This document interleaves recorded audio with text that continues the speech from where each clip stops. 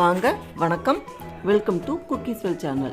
இன்றைக்கி குக்கீஸ்வெல் சேனலில் கிட்ஸுக்கு லஞ்ச் பாக்ஸுக்கு கொடுத்து விடுற மாதிரி ஒரு ஈஸியான ரெசிபி தான் பார்க்க போகிறோம்.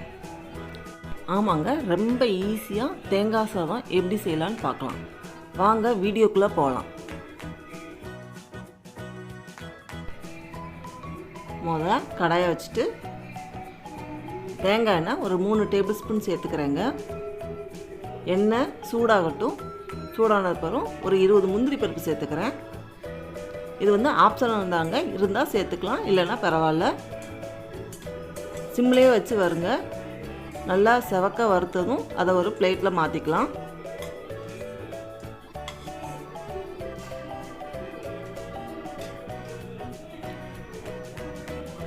இப்போ ஒரு டீஸ்பூன் கடுகு சேர்த்துக்கிறேன். கடுகு நல்லா வெடிச்சதுக்கு அப்புறம் ஒரு டேபிள் ஸ்பூன் உளுந்தம்பருப்பு சேர்த்துக்கிறேன்.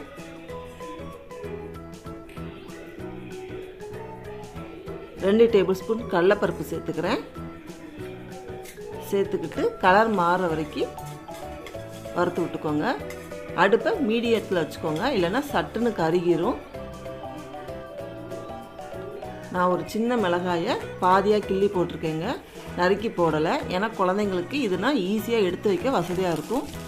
கருவேப்பிலை சேர்த்துக்கிறேன்.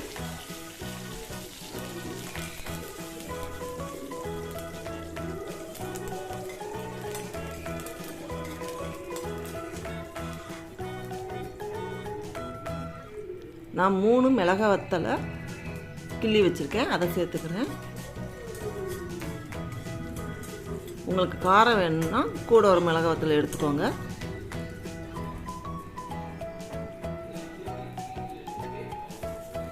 திருவின தேங்காய் 1 கப் எடுத்துக்கிறேன்.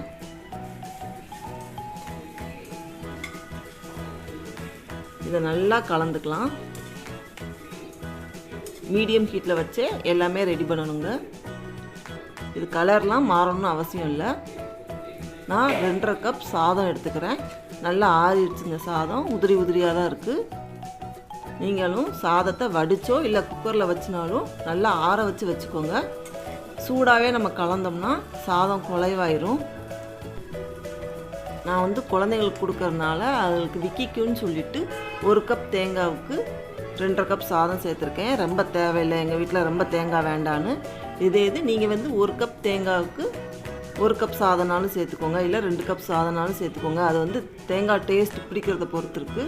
நம்ம இப்போ இந்த ரெசிபிக்கு தேவையான உப்பை சேர்த்துக்கலாம். நான் சாதத்தில் உப்பு போட்டு வடிக்கலை, அதனால் நான் சாதத்தை சேர்த்துட்டு அதுக்கப்புறம் சேர்த்துக்கிறேன். நீங்கள் சாதத்தில் உப்பு போடுறவங்களா இருந்தீங்கன்னா நீங்கள் சாதம் சேர்க்கறதுக்கு முன்னாடியே அந்த தேங்காயில் உப்பு போட்டு வதக்கிக்கோங்க. இப்போ நல்லா கலந்து விட்டுருங்க. கலந்து விட்டுட்டு வறுத்த முந்திரி பருப்பை இதில் சேர்த்துக்கலாம். இப்போ நான் அடுப்பை ஆஃப் பண்ணிட்டேன். இப்போ சும்மா இதை மிக்ஸ் பண்ணி தான் விட போகிறேன்.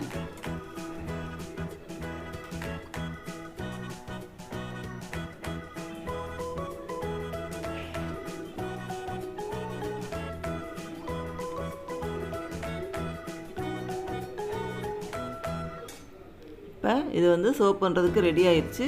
இப்போ நம்ம வேறு ஒரு பிளேட்டுக்கு மாற்றிக்கலாம். தேங்காய் சாதத்துக்கு அது உரப்பு இல்லாமல் இருக்கும், அதனால் காரமாக வெண்டைக்காய் ஃப்ரை நான் பண்ணியிருக்கேன். இதுக்கு உருளைக்கிழங்கு சிப்ஸு இல்லை தேங்காய் துவையல் கொஞ்சம் காரமாக அந்த மாதிரி எதுனாலும் நம்ம பண்ணிக்கலாம். கண்டிப்பாக இந்த ரெசிபியை ட்ரை பண்ணி பாருங்கள். இந்த வீடியோ உங்களுக்கு பிடிச்சிருந்தா லைக் பண்ணுங்கள், ஷேர் பண்ணுங்கள். குக்கீஸ்வெல் சேனலுக்கு சப்ஸ்கிரைப் பண்ணுங்கள். மறக்காமல் பெல் ஐக்கானை கிளிக் பண்ணுங்கள். அப்போ தான் நான் போடுற வீடியோஸ் உங்களுக்கு உடனே அப்டேட் ஆகும். தேங்க்யூ. தேங்க்ஸ் ஃபார் வாட்சிங்.